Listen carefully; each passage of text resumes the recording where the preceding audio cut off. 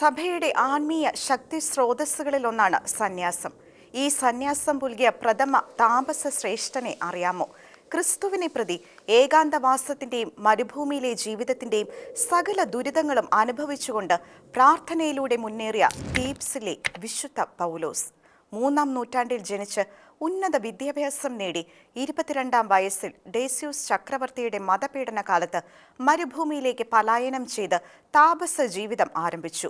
ഇലകൾ വസ്ത്രമാക്കി, ഗുഹയിൽ താമസമാക്കി, മരുഭൂമിയിലെ പഴങ്ങൾ ഭക്ഷണമാക്കി. കർത്താവിനോടൊപ്പം ലയിച്ചു ചേർന്നുള്ള പ്രാർത്ഥനാ ജീവിതം അദ്ദേഹത്തിന് ലഹരിയായി മാറി. ഏലിയ പ്രവാചകനെ പോലെ ദിനം പ്രതി ഒരു കാക്ക അദ്ദേഹത്തിന് അപ്പം എത്തിക്കുമായിരുന്നു. 70 വർഷത്തോളം ഇത് തുടർന്നു.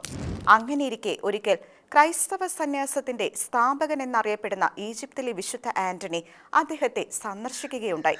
അത്ഭുതമെന്ന് പറയട്ടെ, അന്ന് കാക്ക 2 അപ്പം കൊണ്ടുവന്നിരുന്നു. ഇരുവരും ഒരുമിച്ച് തീക്ഷ്ണമായി പ്രാർത്ഥിച്ചു. പ്രാർത്ഥനയ്ക്ക് ശേഷം വിശുദ്ധ പൗലോസ് പറഞ്ഞു, ഞാൻ താമസിയാതെ മരിക്കും. അത്തനേഷ്യസ് താങ്കളെ ഏൽപ്പിച്ച വസ്ത്രത്തിൽ എന്നെ പൊതിയണം. വിശുദ്ധ ആന്റണിയെ ഏൽപ്പിച്ചിരുന്ന ഈ വസ്ത്രത്തെപ്പറ്റി പൗലോസിനോട് ആരും പറഞ്ഞിരുന്നില്ല. അത്ഭുതത്തോടെ വസ്ത്രമെടുക്കാൻ പോയ ആന്റണിക്ക് പൗലോസ് മഹത്വത്തോടെ സ്വർഗത്തിലേക്ക് പോകുന്ന ഒരു ദർശനമുണ്ടായി. മടങ്ങിയപ്പോൾ ആന്റണി കണ്ടത് മുട്ടുകുത്തി നിൽക്കുന്ന രീതിയിൽ ചെറുപുഞ്ചിരിയോടെ പ്രാർത്ഥിച്ചുകൊണ്ട് മരിച്ച നിലയിൽ വിശുദ്ധ പൗലോസിനെയാണ്.